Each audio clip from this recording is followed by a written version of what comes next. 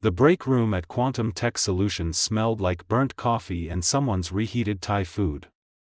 Natalie Chen stabbed at her quinoa salad without much enthusiasm, her mind still fuzzy from the dream that had woken her at 3 in the morning, leaving her breathless and frustrated in equal measure. "You have that look," Riley Park said, settling into the chair across from her with a knowing grin. Riley had been Natalie's best friend since their first day at Quantum 3 years ago, and she could read Natalie's expressions like code. Something happened. Spill. Natalie glanced around the empty break room. The fluorescent lights hummed overhead, and the ancient coffee maker gurgled in the corner. They were alone. "I had the most intense dream last night," she admitted, her cheeks flushing. "About Damien Cross." Riley's eyes widened. "Our CEO? The guy who probably doesn't even know your name?" "That's what makes it so ridiculous," Natalie said, her voice dropping to what she thought was a whisper. "But in my dream, he definitely knew my name. He knew a lot more than that." "I need details immediately," Riley demanded, leaning forward. Natalie took a breath, then dove in. "We were working late on the new AI platform. Everyone else had gone home, and he came to my workstation. He loosened his tie, you know how he always wears those perfectly tailored suits, and told me he'd been watching me for months." "Oh my God," Riley breathed. "He said my coding style was elegant, that watching me solve problems was the most captivating thing he'd ever seen. Then he pulled me up from my chair and backed me against the server room door." Natalie's face was burning now, but she couldn't stop. "He kissed me like he'd been starving for it. His hands were in my hair, and I was pulling at his shirt buttons, and then he lifted me up." "Against the servers?" Riley gasped. "The ones that cost like $1 million? In the dream, he didn't care about the servers. He said the only thing running through his mind was how badly he wanted me." Natalie buried her face in her hands. "We were tearing each other's clothes off, and just when things were getting really good, my alarm went off. I've never been so frustrated waking up in my life." What neither woman knew was that the building's ancient public address system, installed in the 90s and barely functional, had a critical wiring flaw. When certain switches were activated in the break room, conversations could broadcast to random offices throughout the building. 3 floors above, in a corner office with panoramic views of downtown Portland, Damien Cross sat frozen at his desk, his hand hovering over a contract that suddenly seemed completely unimportant. For the past 5 minutes, he'd been listening to Natalie Chen describe a dream where he was the starring character. A very detailed, very intimate dream. His finger had found the intercom disconnect button twice, but both times he'd stopped himself from pressing it. Natalie Chen. He knew exactly who she was. She was one of the most talented developers in the company, with a gift for artificial intelligence programming that bordered on genius. She had dark hair that she usually wore in a messy bun, intelligent brown eyes that lit up during tech presentations, and a quiet confidence that made her stand out in every meeting she attended. He'd noticed her a year ago when she'd solved a critical security flaw that had stumped his entire senior team. Since then, he'd found himself looking for her in company gatherings, reading her project reports more carefully than others, and occasionally timing his walks through the development floor to coincide with her work hours. And apparently, she'd been dreaming about him. Damien set down his pen, a slow smile spreading across his face. He was 36, had built quantum tech from a garage startup to a company worth $800 million, and prided himself on his professional boundaries. But this was something entirely different. He listened as the conversation continued. "The worst part," Natalie was saying, "is that I have to present the neural network prototype to him next week. How am I supposed to look him in the eye and talk about algorithmic efficiency when I'll be remembering Dream Damien whispering things in my ear that would violate every HR policy in existence?" "Maybe you should just tell him," Riley suggested with a laugh. "Are you insane? I'd be fired for harassment. Besides, Damien Cross is completely out of my league." He probably dates venture capitalists and tech heiresses, not software developers who eat lunch from Tupperware containers. Damien's smile faded. Out of her league? He'd built a company on the principle that talent mattered more than pedigree. And frankly, he found women who were passionate about technology infinitely more interesting than the socialites his board members kept trying to set him up with. "We should get back to work," Riley said, and Damien heard chairs scraping. "But seriously, Nat, you have the most entertaining subconscious of anyone I know." "It's a blessing and a curse," Natalie replied, her laughter fading as they left the break room. Damien sat in silence after the intercom went quiet. Then he spun his chair to face the floor-to-ceiling windows overlooking the city. Afternoon sunlight painted the buildings in shades of amber and gold, but his mind was elsewhere. Natalie Chen had been fantasizing about him. The knowledge sent a thrill through him that he hadn't experienced in years. More than that, her description had been so vivid, so passionate, that his own imagination had immediately begun filling in details she'd left out. He pulled up her employee file on his computer. 3 years with the company. Consistently exceptional performance reviews. Lead developer on 4 major projects. Her supervisor's notes praised her innovative thinking, problem-solving skills, and ability to mentor junior developers. The photo showed her at last year's company retreat, smiling at the camera, but it didn't capture the way her eyes sparkled when she was excited about a new algorithm, or how animated she became when explaining complex concepts. Damien made a decision. He pressed the intercom to his assistant. "Yes, Mr. Cross?" Sarah's efficient voice responded. "I need you to set up a one-on-one meeting with Natalie Chen from the AI development team. Tomorrow, 5 o'clock, my office. Tell her it's regarding the neural network project." "Of course, sir." "Anything else?" "Yes. I'm creating a new position, lead architect for the Atlas AI project. I want Natalie Chen's name at the top of the candidate list. Actually, I want her assigned to it directly. She'll be working with me on project oversight." There was a pause. "Sir, that's a significant promotion. Shouldn't there be a formal review process?" "Her work speaks for itself. Make it happen, Sarah." He disconnected and leaned back in his chair. He wasn't going to mention what he'd overheard, that would be mortifying for Natalie and inappropriate on multiple levels. But that didn't mean he couldn't create opportunities to work with her, to see if there was something real beneath her subconscious fantasy. Perhaps there was a reason her mind had conjured him specifically in that scenario. Damien had built his success on reading people, on understanding what motivated them, what made them tick. And Natalie Chen had just become the most intriguing puzzle he'd encountered in years. Tomorrow's meeting would be very interesting indeed. The next morning, Natalie arrived at work with her stomach in knots.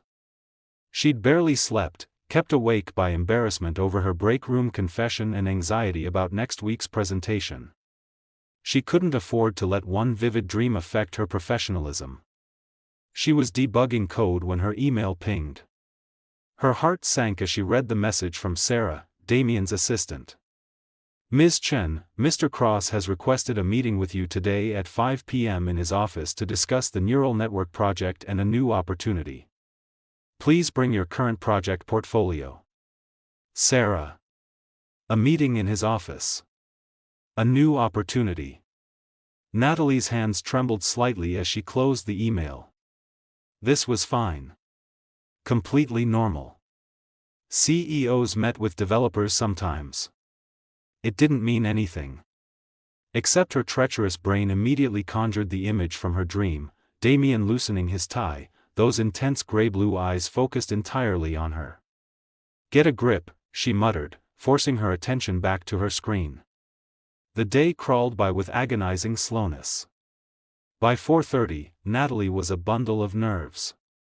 She changed from her usual jeans and hoodie into the one professional dress she kept in her desk drawer, a simple navy sheath that Riley had forced her to buy for presentations. At precisely 5 o'clock, she stood outside Damien Cross's office, clutching her tablet like a shield. Through the glass walls, she could see him working at his standing desk, his profile sharp and focused. He wore a charcoal suit that fit him perfectly, and even from here, she could see the intelligence and intensity that had built a tech empire. She knocked softly. "Come in," his deep voice called. Natalie pushed open the door and stepped into an office that practically radiated success. Minimalist design, cutting-edge technology, walls lined with awards and patents. And behind the desk, Damien Cross himself, looking even more striking in person than in her dream. "Ms. Chen, thank you for coming. Please, sit." He gestured to the chair across from his desk, then surprised her by moving to sit in the adjacent chair instead, creating a more casual atmosphere. "Of course, Mr. Cross," Natalie said, perching on the edge of her seat. "Sarah mentioned you wanted to discuss the neural network project?" Damien studied her for a moment, those gray-blue eyes unreadable. "Actually, I wanted to talk about something bigger. I've been reviewing your work over the past 3 years, and I'm impressed. Your approach to machine learning architecture is innovative. The way you solved the security flaw last year showed exceptional intuition." Natalie blinked, surprised by the specific praise. "Thank you, sir. I'm passionate about AI development." "That's obvious," he said, a slight smile playing at his lips. "Which is why I'm offering you the lead architect position on our new Atlas AI project. It's our most ambitious initiative yet, creating an AI system that can predict and adapt to user needs before they're articulated." Lead architect. Natalie's professional excitement momentarily overrode her nervousness. "That's incredible. I'd be honored." "There's one condition," Damien said, standing and moving to the window. The late afternoon sun backlit him, making him look almost ethereal. "You'll be working directly with me. I want hands-on involvement in every stage of development. That means late nights, close collaboration, and probably more of my company than you'd prefer." More of his company. Natalie felt heat creep up her neck. "That's not a problem. I work well under collaborative conditions." "Good." He turned back to her, and something in his expression made her breath catch. "Because I have a feeling we're going to work very well together, Natalie. Don't you think so?" The way he said her first name sent electricity down her spine. This was the first time he'd ever used it. "I hope so, Mr. Cross. Call me Damien. If we're going to be working this closely, we should be less formal." "Damien," she repeated, testing the name on her lips. It felt dangerous and thrilling. "We start Monday. I'll have Sarah send you the project brief over the weekend." He moved back toward her, and she stood instinctively. They were suddenly standing very close, and Natalie could smell his cologne, something woodsy and expensive. "I'm looking forward to this, Natalie. I think we're going to create something extraordinary." As she left his office, her mind spinning, she missed the satisfied expression that crossed Damien's face. He'd just set in motion something that could either be the biggest mistake of his career or the best decision he'd ever made. Time would tell which. The weekend passed in a blur of excitement and anxiety. Natalie read through the Atlas AI project brief at least a dozen times, making notes and sketching out potential architecture designs. The scope was breathtaking, an AI system that could learn user patterns so intuitively it would feel almost psychic. It was the kind of project that could define a career. Riley came over Sunday evening, bringing wine and demanding details. Lead architect? Working directly with Damien Cross? This is not a coincidence, Nat. It's because I'm good at my job, Natalie insisted, though doubt crept into her voice. He said he's been reviewing my work. He's been reviewing you, Riley corrected, pouring them both generous glasses. The man heard you describe a fantasy about him and immediately promoted you to a position that requires constant close contact? That's not professional interest, that's personal interest. Don't, Natalie warned. I can't think like that. This is the opportunity of a lifetime, and I won't jeopardize it by reading into things. But Monday morning, when she arrived at the executive floor for her first project meeting, her resolve wavered. Damien had set up a dedicated workspace for them, a glass-walled conference room adjacent to his office, equipped with state-of-the-art technology and a whiteboard that covered an entire wall. "Good morning," Damien said, appearing in the doorway with 2 coffee cups. He handed her one. "I remembered from your employee profile that you prefer vanilla lattes." He'd remembered her coffee preference. Natalie accepted the cup, her fingers brushing his. "Thank you.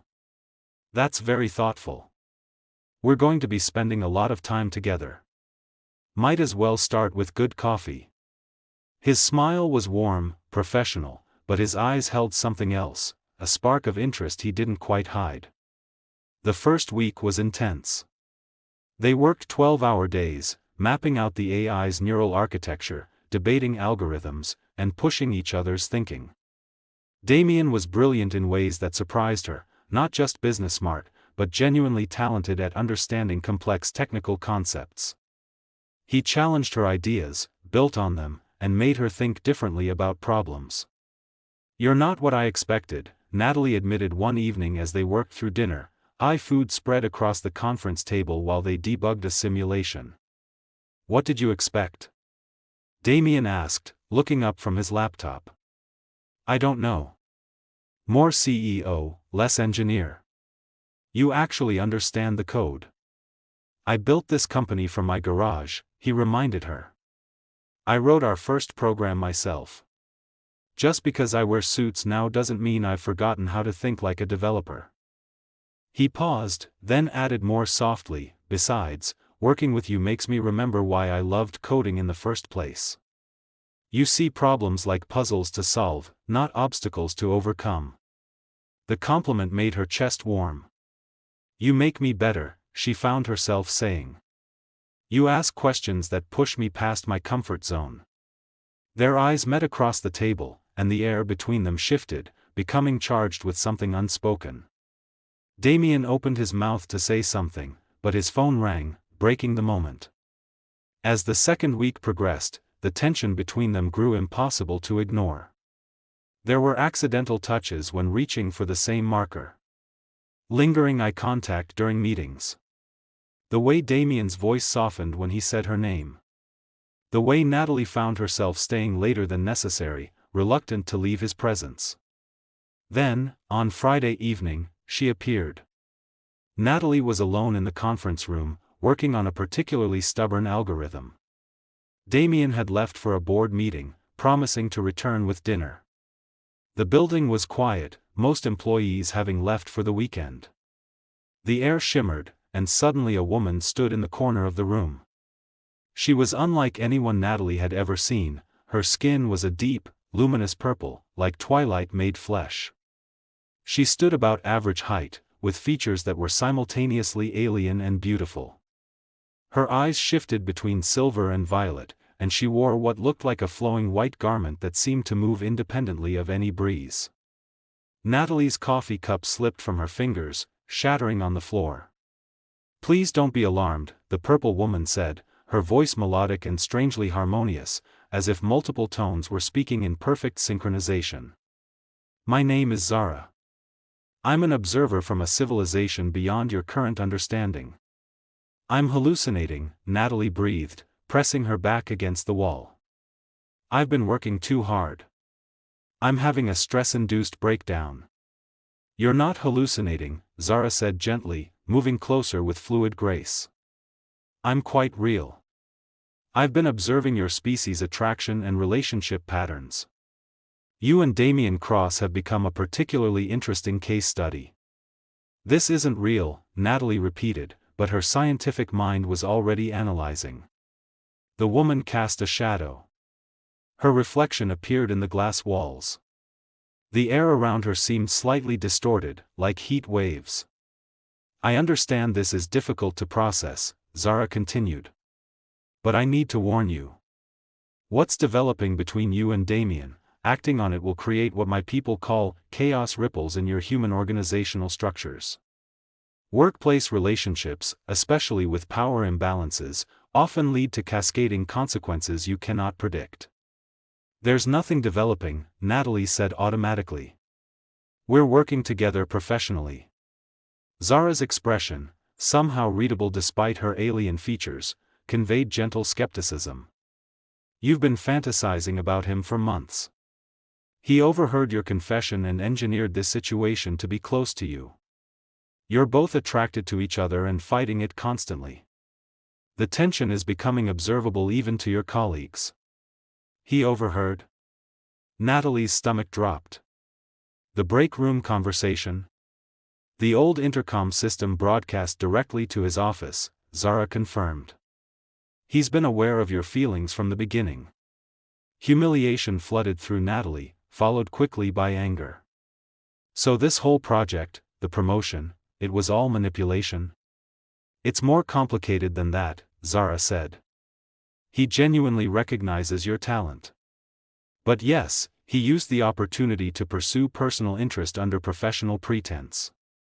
Humans often deceive themselves about their motivations. Before Natalie could respond, the conference room door opened. Damien walked in carrying bags of Chinese food, then froze, staring at Zara. Who are you? How did you get past security? She's purple, Natalie said somewhat hysterically. You can see her too. I'm not hallucinating. Her skin is definitely purple, Damien confirmed, setting down the food slowly. I'm calling security. That won't be necessary, Zara said calmly. I'll leave. But Damien Cross, you should tell Natalie the truth about why you created this position. Deception, even well-intentioned, creates unstable foundations. And then she simply vanished, as if she'd never existed. The air shimmered once, and she was gone. Natalie and Damien stared at each other in shocked silence. Did we just see an alien? Damien finally asked. I think so. Natalie's voice shook. She said you overheard my conversation in the break room. About my dream. Damien's jaw tightened. Natalie. Is it true? She demanded. Did you hear everything I said to Riley? He was quiet for a long moment, then nodded slowly. Yes. The intercom system broadcast your conversation to my office. I heard every word. And you created this position to, what? Fulfill my fantasy? Play out some CEO power trip? Anger and humiliation burned through her. No, Damien said firmly, moving toward her. I created this position because the Atlas project is real and needs a brilliant architect.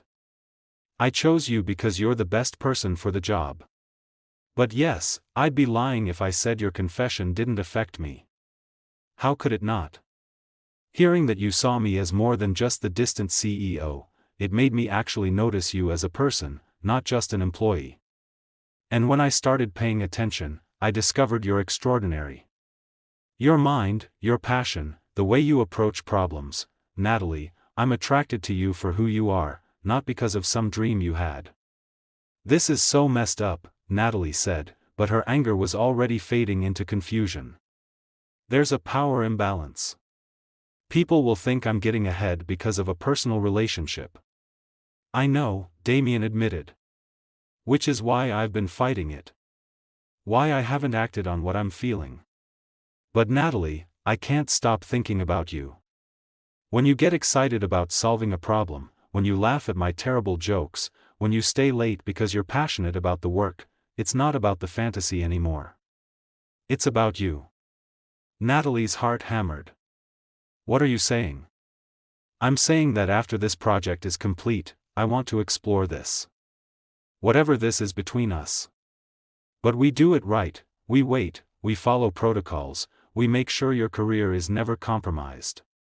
He moved closer, his voice dropping. Can you wait? Can you give me 3 months to finish Atlas, and then we see what happens? She should say no. She should request a transfer, run from this complicated situation. But looking into his eyes, seeing the genuine vulnerability there, she found herself nodding. 3 months, she agreed. Strictly professional until then. Strictly professional, Damien echoed. But as they stood there, inches apart, both of them knew that the next 3 months would be the hardest test of restraint either had ever faced. The agreement to wait 3 months should have made things easier. Instead, it made every interaction charged with suppressed tension. Natalie was hyper-aware of every glance, every accidental touch, every moment alone together in the conference room. 2 weeks after their agreement, the Atlas AI project hit a critical milestone. The core architecture was complete, and they needed to present their progress to the board. Damien insisted they practice the presentation together over the weekend. "We need this to be flawless," he said Friday afternoon. "Can you come to my office tomorrow? We'll have fewer distractions." Saturday morning, Natalie arrived at the building to find it almost empty. Security let her up to the executive floor, and she found Damien in casual clothes, jeans and a button-down shirt, looking more relaxed than she'd ever seen him. "Coffee?" he offered, gesturing to an expensive machine in the corner of his office. "Please," she said, settling onto his couch with her laptop. They worked through the presentation for hours, refining slides and practicing transitions. At some point, Damien sat beside her on the couch, close enough that she could feel his warmth, and they fell into an easy rhythm of collaboration. "This part needs more impact," Natalie said, pointing at her screen. "We should show the prediction accuracy metrics as an animation, not static charts." "Good idea," Damien agreed, leaning closer to see. His arm brushed hers, and electricity shot through her. "You have an instinct for compelling data visualization." She turned to respond and found his face inches from hers.